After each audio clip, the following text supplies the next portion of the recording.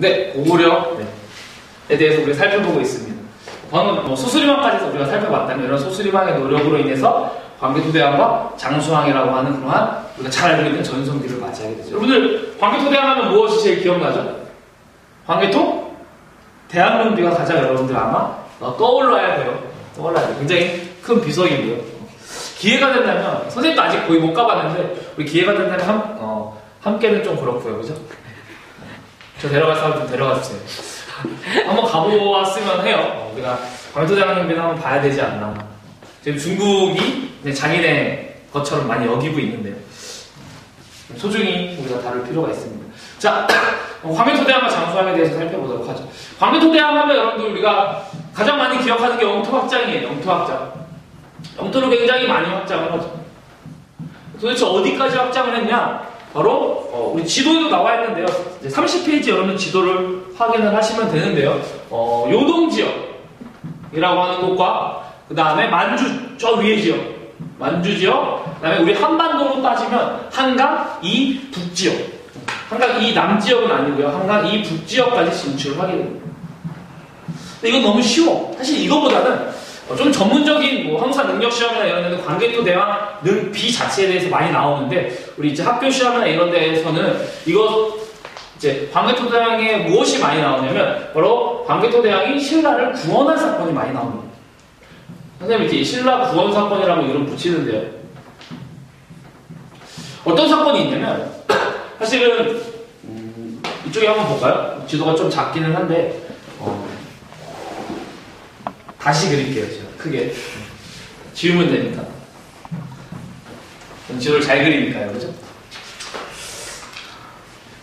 참고로 저는 수업하는 이 영상을 저는 다시 보지 않아요.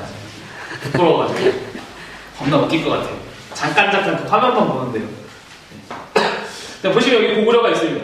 여기 백제가 있고요. 여기 신라가 있고 여기 가야가 있고 여기 외라고 하는 세력들이 있죠. 가야 외 백제는 굉장히 좀 가까웠던 것 같아요. 근데 이제 신라 같은 경우는 굉장히 걸음만 남겨있어요. 광개토 시대랑 시기에 뇌물 많이 깐 시기였는데요.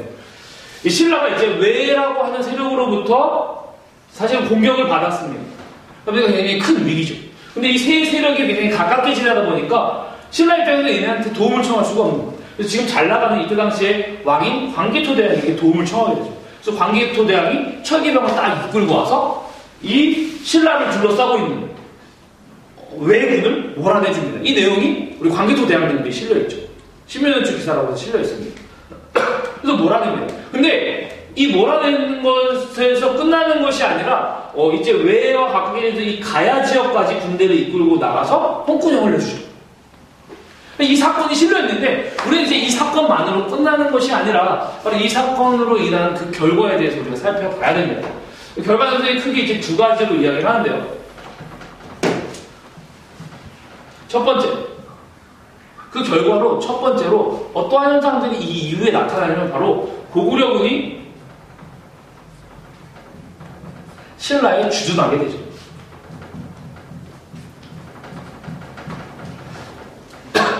신라가 위기를 맞이하게 되고 고구려가 도와주다 보니까 이 신라 땅에 이제 고구려 군대가 위치를 하게 됩니다. 당연히 나라 대 나라에서 어떠한 나라가 도와주다 보니까 이제 고구려와의 신라의 관계가 어떻게 형성이 되냐면 고구려 우위, 신라가 이 밑에 있는, 그러다 보니까 정치적으로 간섭하고 물론 군사적으로는 도움을 줄 수 있었겠죠. 그죠? 하지만 시간이 지나다 보니까 간섭하게 되는 그러한 모양새가 나타나게 됩니다. 그래서 고구려의 신라 간섭이 나타나게 되죠. 물론 좋은 표현으로는 굉장히 긴밀해졌다, 친하게 지냈다라고 하지만 약간 고구려가 우위에 있는 그러한 형국입니다. 그래서 왕자들도 막 인질로 데려갈 정도로 굉장히 신라 입장에서는 좀 답답한 형국이죠. 하지만 신라 입장에서도 완전히 나쁜 건 아니에요. 어떠한 부분에서 좋았냐면 이제 고구려로부터 선진 문물을 받아들일 수 있었죠. 우리나라도 이제 뭐 완전히 비슷한 건 아니지만 우리나라도 6.25 때 미국이라든지 이런 나라로부터 도움을 많이 받잖아요. 그죠? 그러다 보니까 지금 뭐 미국이 존재하기도 하지만 정치적인 간섭도 좀 있어요. 미국에. 하지만 우리나라의 군사적인 안정을 가져올 수 있고 또한 그 6.25 이후에 미국으로부터 많은 문화들을 또 받아들였잖아요. 그러한 것처럼 이 시기에도 신라가 그랬던 것이죠. 두 번째, 이거보다 굉장히 더 많이 나오는 게 있는데요. 하나 더 설명을 하고 가면요. 이렇게 고구려군이 신라에 주둔했다라고 하는 증거가 담긴 유물이 있습니다. 호우명 그릇이라고 합니다. 광개토대왕의 이름이 적혀 있는데 아마도 이 신라 땅에서 나오는데 아마도 이 호우명 그릇의 발견을 통해서 고구려군이 신라에 주둔했다. 이 굉장히 귀한 물건이잖아. 제사 물건인데 남아있는 걸로 봐서 우리가 이 사실을 추측하고 이 그림이 많이 나와요. 그래서 다음 그림을 통해 알 수 있는 사실로 옳은 것은 하면은 고구려군이 신라에 주둔하였다. 고구려군과 신라가 밀접한 관계를 이루었다. 문화교류가 일어났다. 이런 것들을 여러분 선택을 하시면 되겠습니다. 자, 이것보다 이제 좀 많이 나오는 게 무엇이냐면 바로 가야에 대한 영향입니다. 아까 광개토대왕이 가야까지 내려갔었는데 원래 가야는 김수로 왕이 우리가 만들었다고 하는 금강가야를 중심으로 해서 전기 가야 연맹을 이루고 있었어요. 그래서 금강가야 중심으로 전기 가야 연맹을 이루고 있었죠. 지역은 김해 지역입니다. 다시 선생님이 잘 그리는 지도로 한번 살펴보면 여러분들 지도가 굉장히 중요해요. 교과서로는 여러분들 28쪽에 나와 있는데요. 보시면 이제 금강가야 김해 지역은 이쪽 지역이라고 여러분 보시면 돼요. 여기 지역까지 광개토대왕이 내려온 거예요. 그러다 보니까 굉장히 금강가야 급격하게 쇠퇴를 하게 됩니다. 그러다 보니까 사람들이 이제 금강가야 중심으로 모일까요? 안 모일까요? 나라들이. 모여요. 이제 안 모이겠죠. 네, 정확해요. 네. 안 모이기 시작합니다. 왜? 힘이 쇠약해졌거든. 근데 우리 조폭영화 보면 많이 나오잖아요. 조폭영화에서 이제 조폭이 칼침 떡 맞고 막 이러면 어떻게 돼요? 이제 그 사람 옆에 사람들이 붙어 있어 없어? 떠나잖아. 근데 이제 어떻게 누구한테 붙어 있지? 그 다음에 힘 있는 사람들한테 붙기 시작하죠. 바로 전기가야 연맹에서 이제 후기가야 연맹으로 변화하게 되는데 여기 중심이 바로 고령이라고 하는 지역.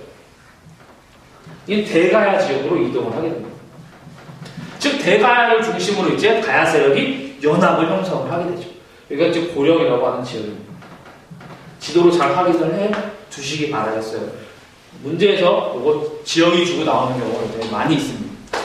신라할 때 다시 한번 살펴보도록 하겠습니다. 광개토대왕이 이렇게 잘 나갔죠. 이러한 것들의 영향을 받아서 바로 굉장히 오래 살기 시작한 장수왕이 등장을 하게 됩니다. 장수왕 하면 여러분들 우선 기억해야 될 단어는 이 단어예요. 평양 천도. 거의 90% 나온다고 보시면 되겠죠. 장수왕 하면 여러분 무조건 평양 천도를 생각하시기 바라겠습니다. 원래 고구려의 수도는 어디였죠? 국내성이었죠.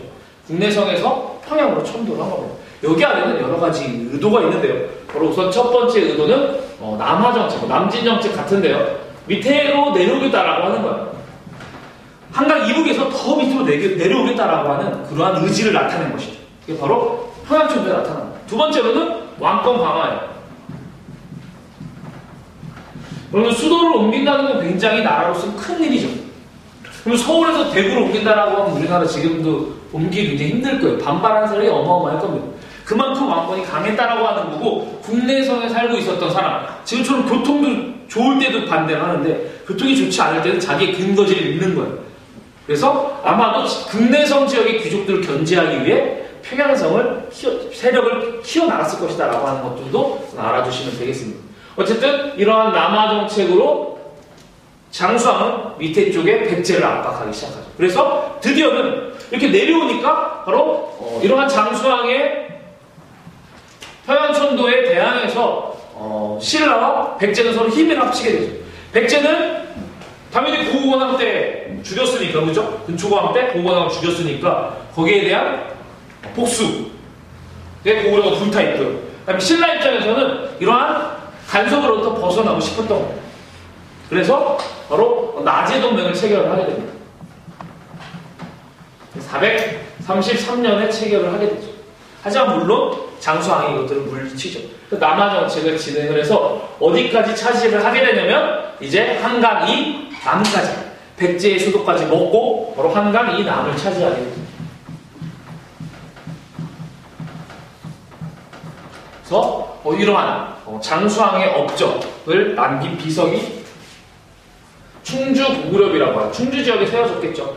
충주 고구려라고 하는 비석이 세워지게 됩니다. 그리고 중원 고구려이라고도 하죠. 이제 드디어 이 한반도 남쪽까지 내려왔다라고 하는 것을 기념을 하게 됩니다. 이러한 장수왕의 세력 확대로 고구려는 엄청난 전성기를 맞이하게 되죠. 하지만 여러분들 이제 나라에 대해서 살펴보면 아시겠지만 너무나 강력한 카리스마로 오랫동안 통치를 했던 거예요. 그러니까 장수왕이 죽자 고구려는 이제 혼란에 휩싸입니다. 그래서 여러 가지 귀족들의 내분이 일어나게 되죠. 아무래도 너무 강력하다 보니까 이제 그 주변에 있었던 귀족들이 이제 드디어 힘을 내기 시작을 하고 이제 고구려는 귀족 연립 체제라고 하는 이건 좀 어려운 개념인데요. 그냥 이 시기가 이랬구나라고 알아두시면 돼요. 이제 귀족 연립 체제를 맞이하게 되고 그다음에 중국의 공격 잘 알죠. 탈수대첩 그다음에 완시성 싸움 등의 공격으로 인해서 점차 힘을 잃어가게 되는 그래서 전성기에서 조금씩 무너져 내려가는 것들에 대해서 여러분들 기록을 하시면 되겠습니다. 여기 파트에서 가장 많이 나오는 거는 잘 알다시피 광개토대왕 그리고 장수왕에 대해서 잘 기억을 하시면 될 것 같네요. 혹시 뭐 빠진 게 있을 수도 있는데요. 고구려 굉장히 많은 시간을 제가 할애를 했거든요. 1편, 2편으로 나와서 총 20분에 가까이 되는 양인데요. 자주 출제가 되니까요. 고국천왕, 그 다음에 소수리왕, 광개토대왕, 장수왕 이 왕들은 여러분들이 꼭 기억을 하시면서 공부했으면 좋겠고요. 물론 여기 안에 기회가 되면 수업 시간에 이제 다루겠지만 중국의 동국공정이라든지 이런 것들을 우리가 대항하면서 우리가 공부를 하는 것이기 때문에 이러한 사실들에 대해서 꼭 기억하시고 공부해 주셨으면 좋겠습니다. 여러분들 다음 시간에는 우리가 백제, 신라에 대해서 한번 살펴보도록 하겠습니다. 수고하셨습니다.